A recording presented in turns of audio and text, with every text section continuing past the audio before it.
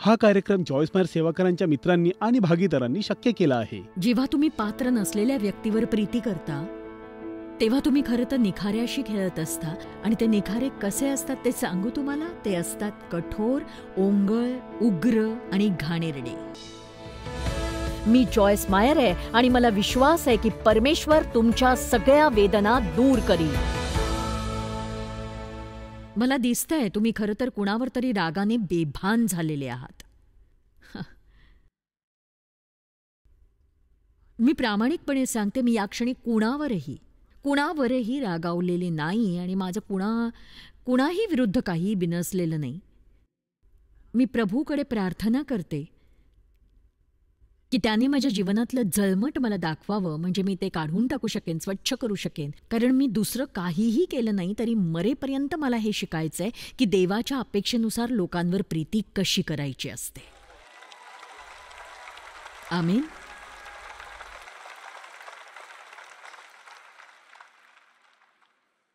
तुम्ही प्रसिद्ध व्हायची गरज नाहीये, तुम्ही श्रीमंत व्हायची गरज नाहीये. गरज आहे एकमेकांवर प्रीती कशी करावी हे शिकणं. आणि प्रीती करण्यासाठी तुम्हाला माझ्यासारखं किंवा मला तुमच्यासारखं व्हायची गरज नाहीये किंवा परिपूर्ण होण्याची गरज नाही. तुम्ही चुका करू शकता. बायबल म्हणतं अशक्तांच्या दुर्बलतेचा भार वहा. कारण आपणा सगळ्यांना स्वतःच्या आक्रस्ताळ्या चुकांचा भार वहावा लागतोच. एखाद्याच्या व्यक्तिमत्वात काहीतरी विचित्र आहे म्हणून त्यांना आपल्या आयुष्यातून बाद करणारे आपण कोण आहोत? आपण संख्यीय आहोत बहुतेक. आमेन. प्रत्येकजण सुरुवातीला सामान्यच दिसत असतो आणि मग आपल्याला कळत जातं की आपण विक्षिप्त आहोत.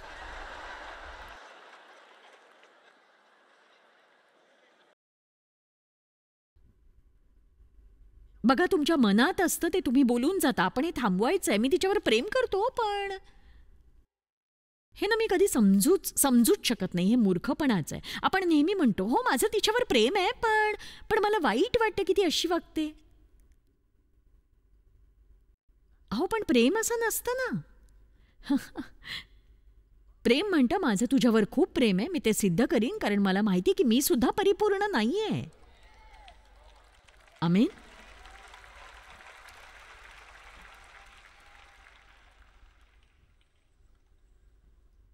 असं समजा की तुमच्या शेजाऱ्याशी तुमचं पटत नाही आणि तुम्हाला कळलंय की त्याला स्टेज 4चा कर्करोग झालाय. त्याची जगण्याची काहीही आशा नाही. आणि जर तुम्ही देवाच्या आत्म्याला अनुसरत असाल तर तुम्ही असं कधीच म्हणणार नाही असंच पाहिजे, त्याला कर्माचं फळ भोगतोय. नाही, उलट तुम्ही जाल आणि त्याची सेवा कराल, त्याची विचारपूस कराल, त्याच्यासाठी प्रार्थना कराल. कारण हीच एक संधी तुम्हाला मिळते त्या माणसावर तो मरण्यापूर्वी प्रीती करण्याची. देवाचं राज्य हे असंच असतं नाही का? आमेन. तुम्ही त्याला डॉक्टरकडे मी तुला घेऊन जाऊ का विचारायला हवं, किराणा दुकानातनं तुझ्यासाठी काही आणून देऊ का विचारायला हवं. आणि बघा याचा त्यालाही धक्का बसेल आणि तो विचार करेल की अरे ही व्यक्ती तर निराळी आहे आणि मी असं का वागलो या व्यक्तीशी. पण असं होत नाही. तुम्ही म्हणता की मी का करू ते सगळं. मग येशूने आपल्यासाठी जे केलं ते त्याने का करायला हवं होतं. तुमच्यासाठी येशूने का मरण पत्करायला हवं होतं याचं एक कारण कोणी देऊ शकेल का मला इथे. त्याला काय गरज होती माझ्या पापासाठी मरण पत्करायची. पण तरीही त्याने ते केलं. मी त्याला ओळखतही नव्हते आणि आज मी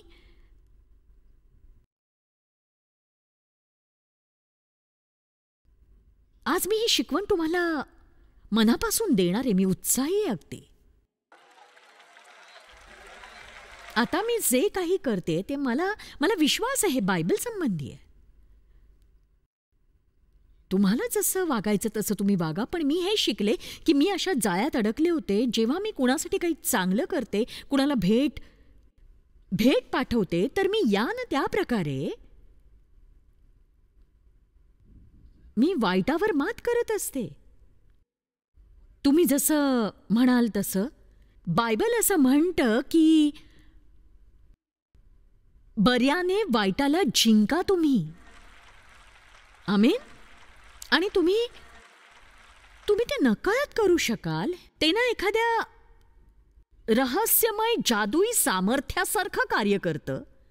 म्हणजे मी पालकांना सांगते की जर तुमच्या चर्चमध्ये कोणी येतं जे खूपच अव्यवस्थित असतं, तुम्ही त्यांच्याशी खूप प्रीतीने वागता, त्यांच्यासाठी प्रार्थना करता आणि अचानक तेच तुमची अर्धी मंडळी घेऊन कुठेतरी 2 मैल दूर जाऊन स्वतःचं चर्च सुरू करत असतील, तर जर तुम्ही शहाणे असाल तर काय कराल? त्यांना एक साऊंड सिस्टम विकत घेऊन द्याल तुम्ही आणि तुम्ही त्यांचं अभिनंदन कराल आणि त्यांना प्रोत्साहन द्या. मला माहिती आहे पचवायला जरा कठीण आहे. चला आता 40 वर्ष झाली आता मला ही शिकवण देऊन.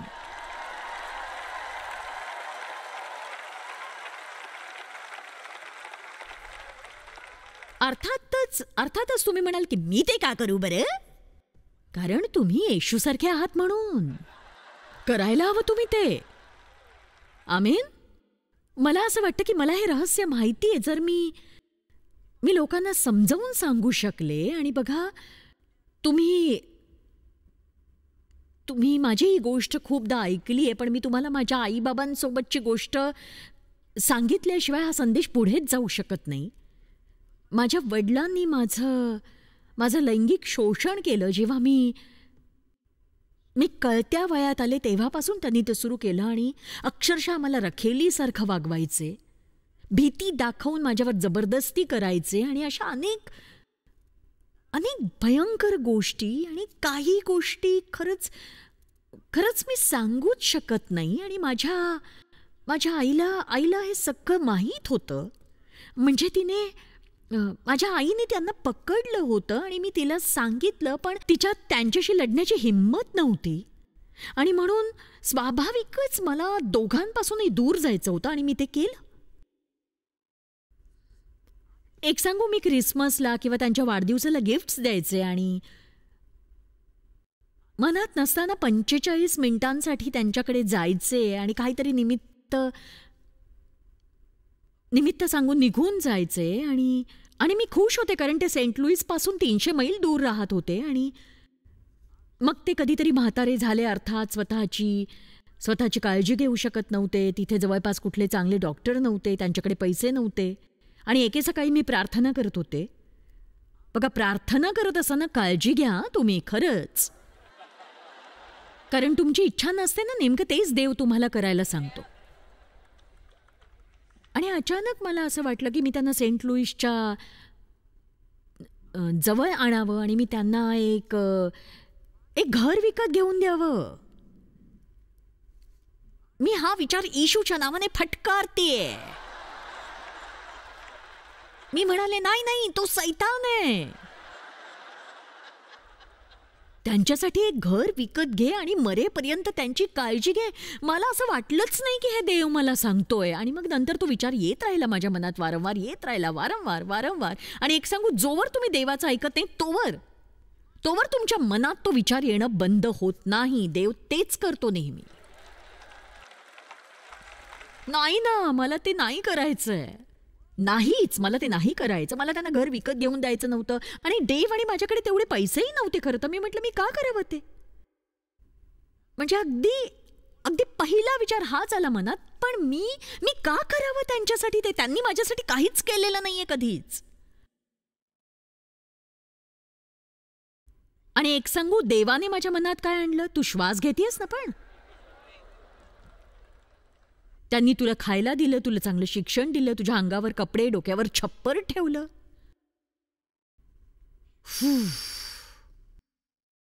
बघा, लोक कितीही वाईट असले ना तरी आपण त्यांच्यातलं काहीतरी चांगलं शोधावं असं देवाला वाटत असतं. आणि बायबल म्हणतं, आपण आपल्या नातेवाईकांची काळजी घेतली नाही तर आपण अविश्वासणाऱ्यांपेक्षाही वाईट आहोत. आणि तो आपल्याला असं म्हणत नाही ते चांगलेत म्हणून कर, ते चांगले वागतात म्हणून कर. तो म्हणतो कर, पण नाही जमणार मला.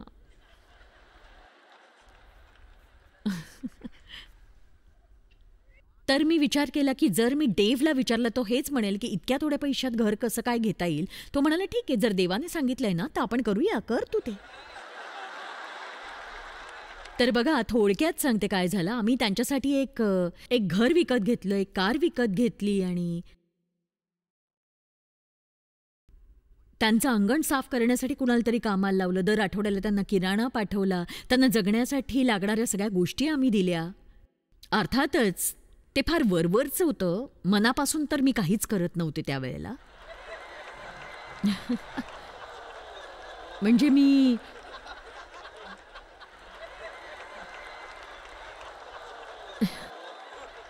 मनात म्हणायचे की एखाद वर्षात संपूनच जातील हे तसेही. पण नाही, ते आणखीन एक वर्ष जगायचे. आणि हो, म्हणजे मी अगदी खरं बोलतेय. म्हणजे बघा, 3 वर्ष तशी गेली. माझे वडील अजूनही कोल्ह्यासारखे धूर्तच होते अगदी. आणि नंतर ते तसे राहिले नाहीत, हा भाग वेगळा. आणि मग एके सकाळी माझ्या आईचा मला कॉल आला आणि ती म्हणाली, तुझे बाबा आठवडाभरापासून रडतायत, तू त्यांना भेटायला यावंस असं त्यांना वाटतंय. मी त्यांच्याकडे गेले तेव्हा त्यांनी माझी क्षमा मागितली. ते 80 वर्षांचे होते तेव्हा, 80. आणि बघा, त्यांनी मनापासून माफी मागितली माझी. 80व्या वर्षी. आणि मी त्यांना विचारलं की तुमचं तारण व्हावं असं तुम्हाला वाटतंय का? त्याचं ते आणि मी त्यांच्यासाठी तारणाची प्रार्थना केली. मग ते म्हणाले, मला बाप्तिस्मा घ्यायला आवडेल. माझं म्हणजे चुकीचा अर्थ घेऊ नका, पण मला वाटलं की मी एक घर नाही विकत घेतलं, मी एक आत्मा विकत घेतला. आम्ही आणि हेच तुम्ही समजून घ्यायला हवं असं मला वाटतं. त्याचा माझ्यावर काय परिणाम होणार आहे, त्यातून मी काय शिकणार आहे मलाही कळलं नव्हतं. पण मला माहिती आहे, मी आज तुम्हाला जे सांगू पाहतेय, मला वाटतं ते जास्त महत्त्वाचं आहे. बघा, माझ्या वडिलांनी मला दुखावलं, कारण ते दुखावले गेले होते. त्यांच्या लैंगिकतेबद्दल खूप विकृत कल्पना होत्या आणि मला वाटतं की त्यांनी त्या कल्पना माझ्या आईवर सुद्धा आजमावल्या. त्यामुळे माझ्या कुटुंबातच इतकी अस्वस्थता होती आणि मला वाटायचं की मी त्या सगळ्यांची काळजी घेणं बंद करावं. माझा भाऊ, आई, वडील, माझी विधवा काकू. आणि एकेकाळी माझी आई, बाबा, माझी काकू ह्यांच्या नर्सिंग होमच्या केअरचे आम्ही पैसे देत होतो आणि ते खूप महाग होतं सगळं. आणि काही काळ ते त्यांच्या घरात राहिले, पण खूप म्हातारे झाल्यानंतर आम्ही त्यांना एका नर्सिंग होममध्ये ठेवलं. आणि मी एक सांगते की म्हणजे मी अगदी खरं बोलते, वर्षानुवर्ष मी दर 2 आठवड्याने त्या नर्सिंग होममध्ये जाऊन त्यांची भेट घ्यायचे. बऱ्याचदा मला जावंसं वाटायचं असं नाही, पण तरीही मी जायचं. मी ते केलं कारण मला माहित होतं की हेच करणं योग्य आहे. आणि बघा, क्षमाशीलता आपल्याला खूप वर घेऊन येते.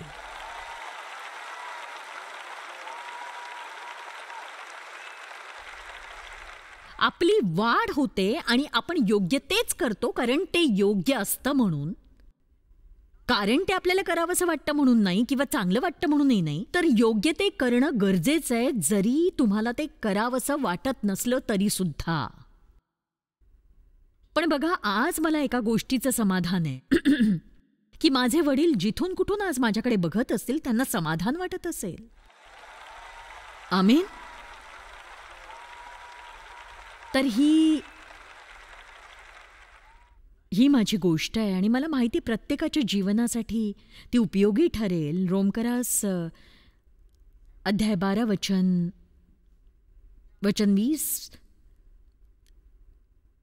20 म्हणताय, पण जर तुमचा शत्रू भुकेला असेल तर त्याला खायला द्या, तहानलेला असेल तर प्यायला द्या. असं केल्याने तुम्ही त्याच्या डोक्यावर जळते निखारे टाकल्यासारखे करता.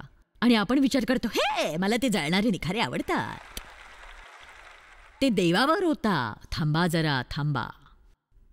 ते काय ते मी सांगते. नीतिसूत्र अध्याय 25 वचन 21.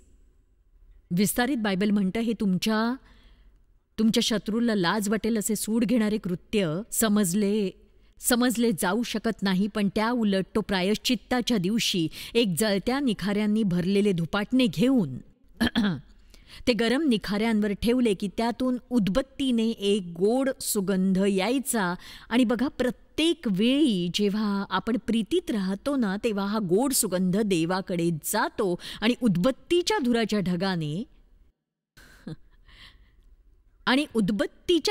ढगाने दयेचे आसन झाकले जाते. उदबत्तीच्या धुराच्या ढगाने दयेचे आसन झाकले जाते आणि प्रायश्चित्त म्हणून देव ते स्वीकारतो. तर हो, जेव्हा तुम्ही पात्र नसलेल्या व्यक्तीवर प्रीती करताना, तेव्हा ते निखाऱ्यांसारखं असतं. आणि ते निखारे कसले असतात सांगू तुम्हाला? ते असतात कठोर, ओंगळ, उग्र आणि घाणेरडे निखारे. चला आता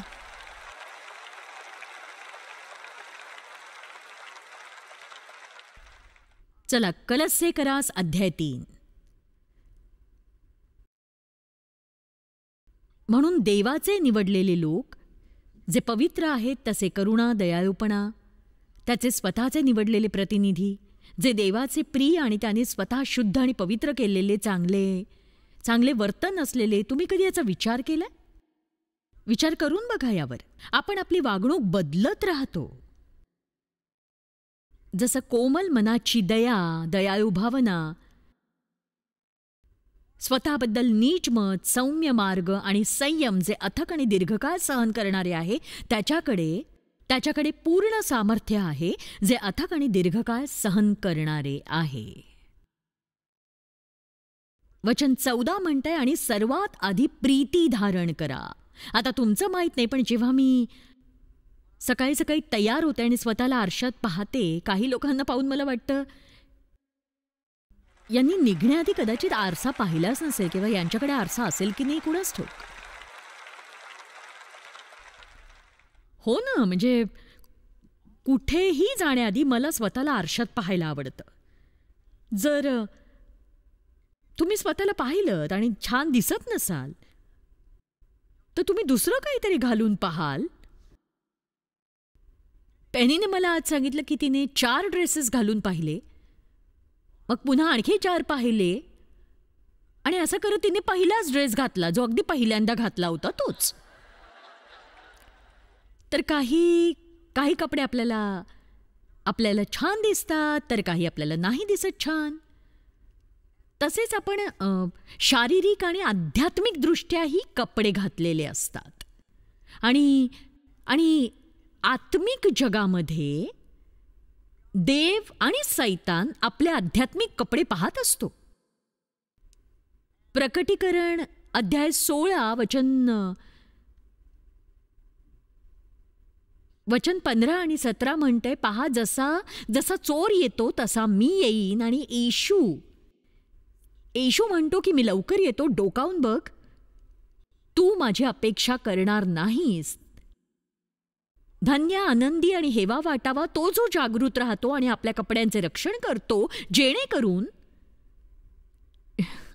जेणेकरून तो नग्न होऊ नये आणि त्याची लाज उघडकीस येऊ नये. आता बघा, याचा अर्थ शॉटगन घेऊन कपाटात बसणे असा नाही होत. तुमच्या कपड्यांचे रक्षण करणं याचा अर्थ तुमच्या वर्तनाबद्दल सावधगिरी बाळगा, कारण आपण कसे वागतोय हे अख्खं जग बघतंय, नक्कीच बघतंय ते.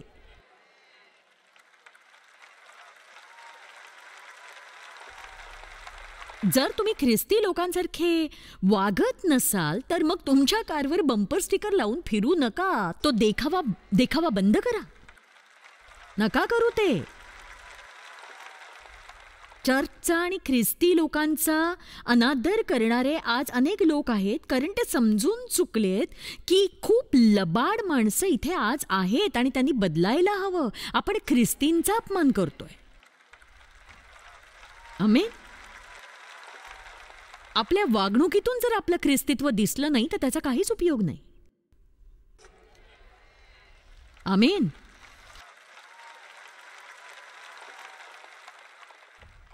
तर म्हणून मी त्यांच्याकडून या गोष्टी बनवून घेतल्या आहेत आणि एक सांगू, काही गोष्टी आपल्यावर चांगल्या नाही दिसत, मी हे वापरून पाहणार आहे. आह. हं. ओ, राग नाही नाही, अजिबात चांगलं दिसत नाहीये हे. नको, काहीतरी वेगळं घालून बघावं लागणार आहे मला. चला बघूया. हे हे हे राहू दे. को बघूया हे कसं दिसतंय. मला वाटत नाही हा रंग माझ्यावर छान दिसेल, पण चला घालून तर पाहते ना. बघूया तर. मत्सर. ओ नाही, नाही चांगलं दिसत आहे माझ्यावर. मी हे काढूनच ठेवलेलं बरं. जाऊ दे, पडू दे असंच खाली. अरे वा, हे कसं आहे. वा वा.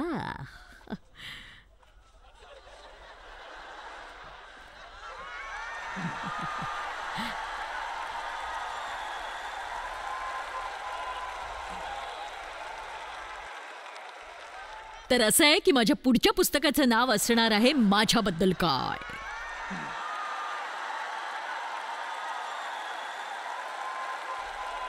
ठीक आहे, चला आपण हा उद्याच्या सत्रात पुन्हा घालूया आणि त्यावर बोलूया सुद्धा.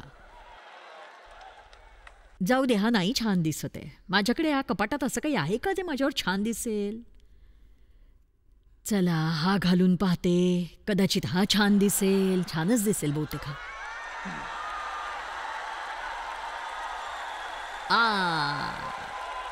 अखेरीस आता मी बाहेर जाण्यासाठी तयार आहे. हे असं काहीतरी आहे जे मी परिधान करायला हवंय. आमीन. तर आपण काय धारण करतोय यासाठी आपण जरा वेळ हा घ्यायलाच हवा. कारण जर आपण आध्यात्मिकरित्या तयार होण्यासाठी आपला वेळ दिला. मला तुमचं माहित नाही, पण मी उठल्या फारशी बरी नाहीच दिसत. माझी दिनचर्या ठरलेली आहे. मी सकाळी 6 वाजता उठते आणि प्रार्थना करते. मी देवासोबत वेळ घालवते. थोडंसं मनन चिंतन करते. मग माझे केस मेकअप करण्यासाठी कुणीतरी येतं. माझा पोशाख ठरलेला असतो. इथे येण्यापूर्वी मला काही तास लागतात तयार होण्यासाठी.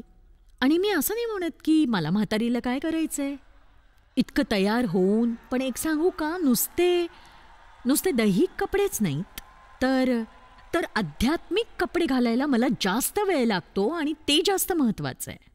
आता हे सोपं वाटतं सुरुवातीला, पण हे खरंच माझ्यासाठी खूप खूप कठीण होतं एकेकाळी. आणि बघा, तुम्हाला कळतंय ना, समजतंय ना मला काय मुद्दा मांडायचा आहे.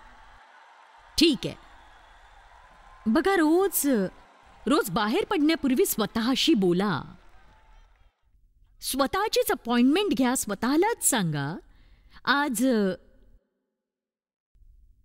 आज देवाच्या साह्याने मी चांगली वागणूक धारण करणार आहे. मी काळजी घेणार आहे मी आध्यात्मिकरित्या काय धारण केलंय याची. बायबल इफिस्करा 6 मध्ये म्हणतं की नीतिमत्व धारण करा, शांतीची घोषणा करा आणि तारणाचं शिरस्त्राण घाला. ख्रिस्ती असल्यासारखे विचार करा. आमीन. विश्वासाची ढाल घ्या. आत्म्याची तलवार, देवाचा संदेश घ्या. जगात प्रीती ही सगळ्यात महत्वाची गोष्ट आहे. विश्वास, आशा, प्रीती सगळं महत्वाचं आहे आणि सर्वश्रेष्ठ प्रीती आहे. तुम्ही स्वतःला वचन द्या आणि प्रीतीविषयीचं सगळं काही विकत घ्या. बायबलमधली प्रीतीविषयीची वचनं शोधा. प्रीतीविषयीची पुस्तकं वाचा.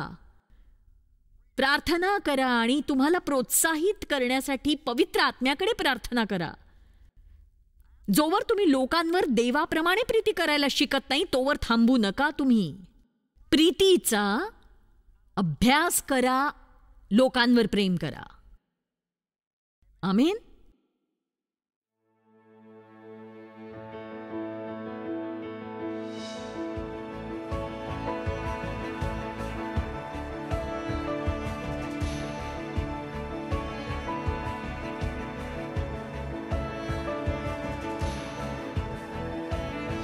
हा कार्यक्रम जॉय स्माइल सेवाकरांच्या मित्रांनी आणि भागीदारांनी शक्य केला आहे.